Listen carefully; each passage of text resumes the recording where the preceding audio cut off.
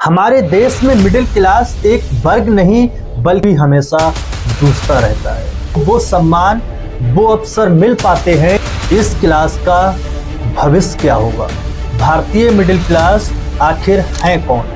ये लोग टैक्स तो भर भर कर देते हैं, लेकिन अनिश्चित भविष्य के डर में जीते हैं। खर्च और बचत के बीच आज और कल की। पेरेंट्स के लिए बच्चों की पढ़ाई सबसे बड़ी प्राथमिकता होती है, क्योंकि अच्छी शिक्षा ही वह सीढ़ी है जो इन्हें गरीबी से निकालकर एक बेहतर जीवन की ओर ले जा सकती है। तो वो दिन ज़्यादा दूर नहीं जब मिडिल क्लास गरीबी की सीढ़ी में चला जाएगा।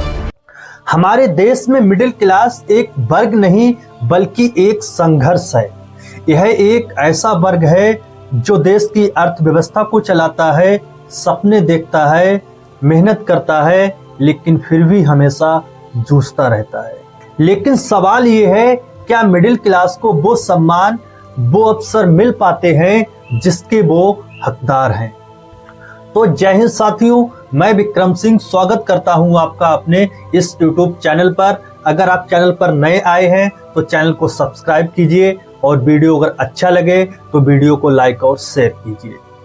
तो चलिए शुरू करते हैं आज का वीडियो। आज के वीडियो में हम जानेंगे मिडिल क्लास के संघर्ष और उसकी मुश्किलों के बारे में।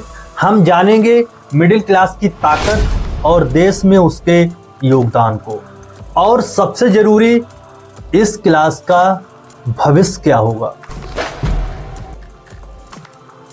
तो सबसे पहले समझते हैं भारतीय मिडिल क्लास आखिर है कौन।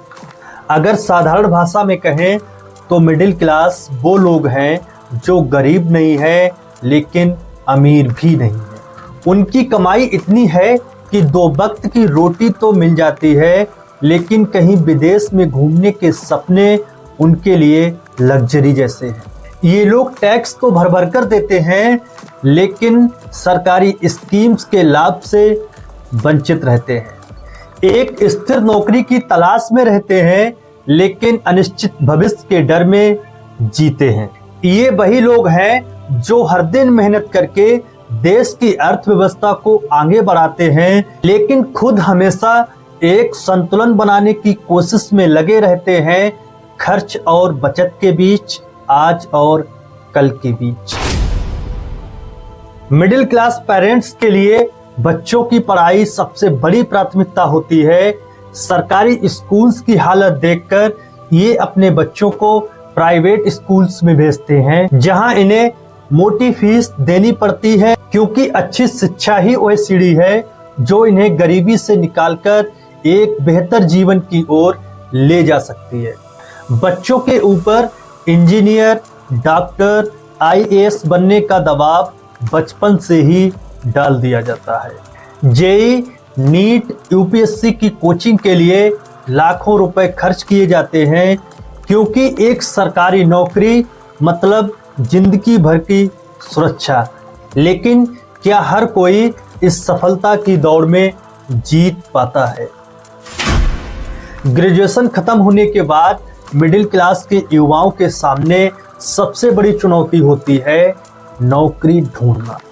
सरकारी नौकरी की सीटें कम हैं, कैंडिडेट्स लाखों में। दूसरी तरफ प्राइवेट सेक्टर में नौकरी तो है, लेकिन ये नौकरी कब तक रहेगी इसकी कोई गारंटी नहीं है।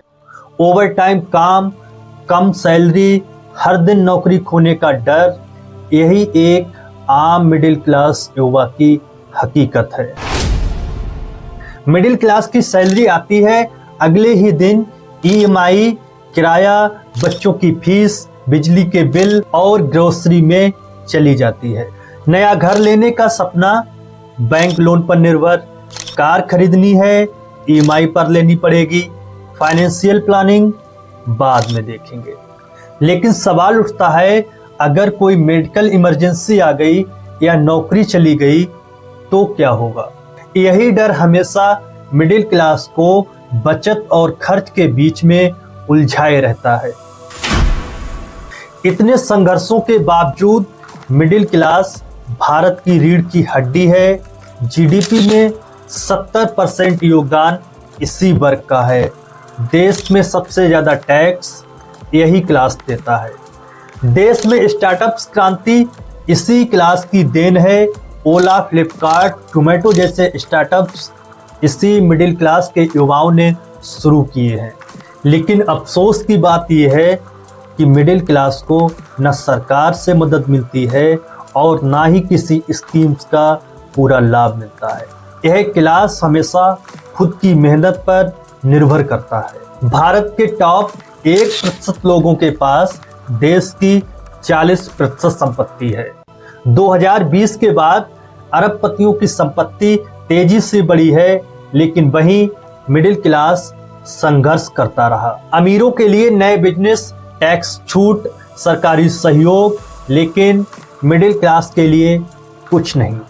अगर आर्थिक असमानता इसी प्रकार बढ़ती रही तो वो दिन ज़्यादा दूर नहीं जब मिडिल क्लास गरीबी की श्रेणी में चला जाएगा। अगर मिडिल क्लास कमज़ोर हुआ तो इसका असर पूरे देश की अर्थव्यवस्था पर पड़ेगा। क्या सरकार को मिडिल क्लास के लिए नई योजनाएं लानी चाहिए? क्या सरकार को सरकारी नौकरियों में ज़्यादा से ज़्यादा सीटें देनी चाहिए?